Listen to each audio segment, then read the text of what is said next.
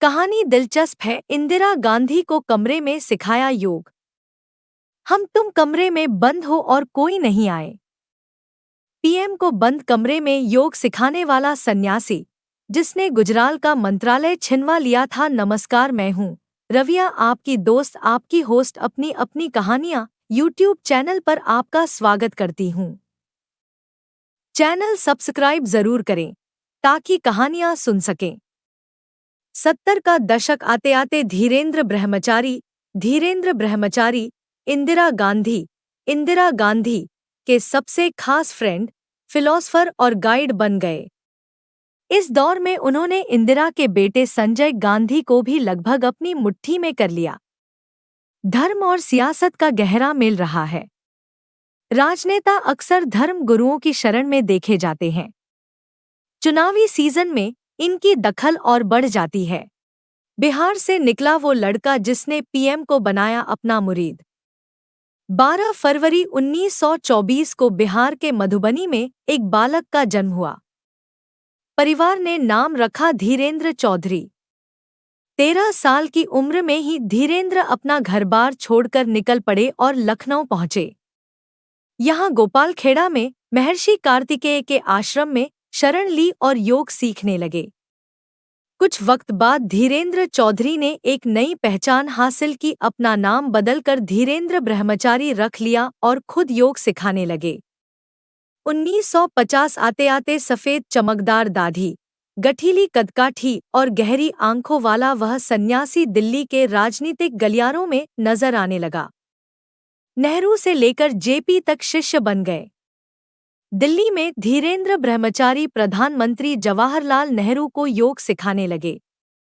इसके बाद तो उनके शिष्यों की कतार बढ़ने लगी। राष्ट्रपति राजेंद्र प्रसाद से लेकर लाल बहादुर शास्त्री, जयप्रकाश नारायण और मोरारजी देसाई तक उनसे योग सीखने लगे।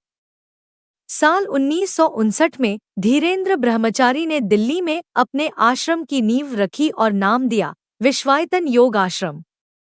खुद पंडित जवाहरलाल नेहरू ने इस आश्रम का उद्घाटन किया।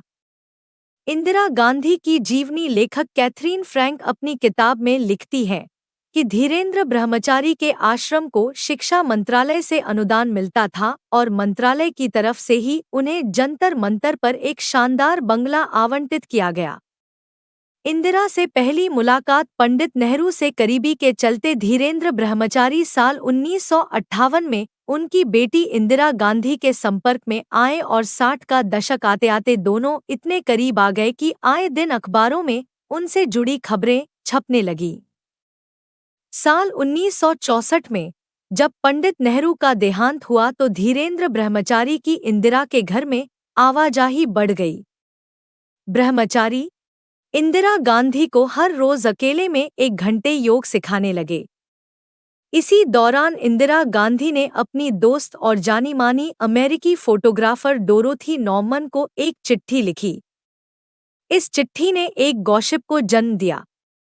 इंदिरा ने लिखा, मैं अब हर सुबह जल्दी उठ जाती हूँ और एक योगी मुझे योग सिखाते हैं। उनका शरीर इतना सुंदर है कि कोई भी उनकी तरफ आकर्षित हुए बिना नहीं रह सकता है। बंद दरवाजे के पीछे सिखाते थे योग। 17 अप्रैल 1958 को लिखी यह जब चिट्ठी सार्वजनिक हुई तो तमाम गॉसिप मैगजीन में इंदिरा और धीरेन्द्र ब्रह्मचारी के रिश्तों पर बातें होने लगी। हालांकि दोनों ने कभी सार्वजनिक तौर पर इस पर कुछ नहीं कहा। लेखिका भवदीप कांग अपनी किताब gurus stories of India's leading बाबाज Guru stories of India's leading बाबाज में वरिष्ठ पत्रकार खुशवंत सिंह के हवाले से लिखती है कि धीरेन्द्र ब्रह्मचारी लंबे तंबे थे और सुंदर दिखते थे। वह हर सुबह बंद दरवाजे के पीछे इंदिरा गांधी के साथ 1 घंटा बिताया करते थे। हो सकता है उनकी इस योग की शिक्षा का अंत कामसूत्र की शिक्षा के साथ हुआ हो। कांग स्पष्ट करती है कि ऐसा खुशवंत सिंह ने अनुमान लगाया था। वह खुद इस बात की पुष्टि नहीं करती हैं। इंदिरा के फ्रेंड, फिलोसफर और गाइड। 70 का दशक आते आते धीरेन्द्र ब्रह्मचारी इंदिरा गांधी के सबसे खास फ्रेंड, फिलोसफर और गाइड बन गए। इस दौर में उन्होंने इंदिरा के बेटे संजय गांधी को भी लगभग अपनी मुट्ठी में कर लिया और एक तरीके से उनके परिवार के सदस्य बन गए। कैथरीन फ्रैंक अपनी किताब में लिखती है कि धीरेंद्र ब्रह्मचारी उस दौर में इकलौते ऐसे पुरुष थे जो इंदिरा गांधी के कमरे में अकेले जा सकते थे। इंदिरा गांधी से इतनी नज़दीकी के चलते उन्हें भारत का रास्पुतिन कहा जाने लगा। इंदिरा के लिए तंत्र साधना। जैसे जैसे इंदिरा गांधी सत्ता के शिखर पर पहुंचती गईं, ब्रह्मचारी से उनकी करीबी भी बढ़ती गई। 25 जून 1975 को जब इंदिरा गांधी ने देश में आपातकाल की घोषणा की, तब धीरेंद्र ब्रह्मचारी लगभग 24 घंटे इंदिरा गांधी के इर्द-गिर्द नजर आने लगे। पुपुल जयकर इंदिरा गांधी की जीवनी में लिखती हैं कि उस दौर में धीरेंद्र ब्रह्मचारी इंदिरा गांधी से कहते थे कि किस तरीके से उनके विरोधी उन्हें नुकसान पहुंचाने के लिए तंत्र मंत्र का सहारा ले रहे हैं। फिर खुद धीरेंद्र ब्रह्मचारी ही इसकी काट भी बताते थे और बदले में यज्ञ, हवन और तांत्रिक क्रियाएं किया करते थे। बकौल पुपुल जयकर, इमरजेंसी के दौर में तो इंदिरा गांधी हर छोटे बड़े मुद्दे पर धीरेंद्र ब्रह्मचारी की सलाह लेती थी और उस पर पूरी तरह अमल भी करती थी। यह नहीं सोचती थी कि इसका अंजाम क्या होगा। प्राइवेट जेट के मालिक कैसे बने। इंदिरा से करीबी के चलते धीरेंद्र ब्रह्मचारी का राजनीतिक रसूख इतना बढ़ गया कि वह बिना रोकटोक धड़ल्ले से पीएमओ में आने जाने लगे। ब्रह्मचारी अक्सर नीली टोयोटा कार से चला करते थे, लेकिन उनके पास कई प्राइवेट जेट थे, जिसमें 4 सीटर सेस्ना, 19 सीटर डॉनियर विमान शामिल थे। धीरेंद्र ब्रह्मचारी ट्रेंड पायलट थे और कई बार खुद अपना विमान उड़ाया करते थे। गुजराल का मंत्रालय छिनवा दिया। पूर्व प्रधानमंत्री इंदर कुमार गुजराल ने अपनी आत्मकथा matters of discretion, an autobiography matters of discretion में धीरेंद्र ब्रह्मचारी पर विस्तार से लिखा है और बताया है कि किस तरीके से उस दौर में एक साधारण योग गुरु सरकार को अपनी उंगलियों पर नचाया करता था। गुजराल लिखते हैं कि जब मैं निर्माण और आवास राज्य मंत्री था, तब धीरेंद्र ब्रह्मचारी ने मुझ पर नई दिल्ली के पॉश गोल डाकखाना के करीब अपने आश्रम के लिए एक सरकारी जमीन देने की मांग की, लेकिन मैं वह जमीन उन्हें कतई नहीं देना चाहता था। लिहाजा मैंने फाइल रोक दी। एक शाम धीरेंद्र ब्रह्मचारी का मेरे पास फोन आया और उन्होंने मुझे धमकाते हुए कहा, अगर मेरी बात नहीं मानी तो तुम्हें डिमोट करवा देंगे। गुजराल लिखते हैं कि एक हफ्ते बाद मंत्रिमंडल में फेरबदल हुआ और मेरा डिमोशन कर दिया गया। मेरे ऊपर उमाशंकर दीक्षित को कैबिनेट मंत्री बना दिया गया। अगले दिन जब मैंने इंदिरा गांधी से इसकी शिकायत की तो वह बिल्कुल चुप रहीं, एक शब्द भी नहीं बोली। जन्मस्थान पूछने पर भड़क जाते थे। धीरेंद्र ब्रह्मचारी जब भी पत्रकारों से बात करते थे तो कभी अपने निजी जीवन पर ज्यादा चर्चा नहीं करते थे, खासकर अपने मूल निवास स्थान के बारे में।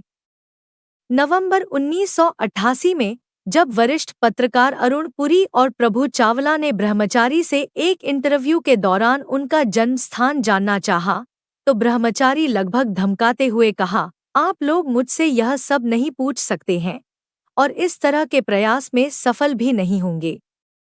लंदन में भी मुझसे कई पत्रकारों ने मेरी पारिवारिक पृष्ठभूमि के बारे में छानबीन करनी चाहिए, लेकिन मैंने जवाब देने से मना कर दिया था। कड़ाके की ठंड में भी गर्म कपड़े नहीं पहने। 6 फीट 1 इंच लंबे धीरेंद्र ब्रह्मचारी को कभी गर्म कपड़ों जैसे स्वेटर वगैरह में नहीं देखा गया। वह हमेशा अपने जिस्म पर एक पतला सा कपड़ा लपेटे रहते थे।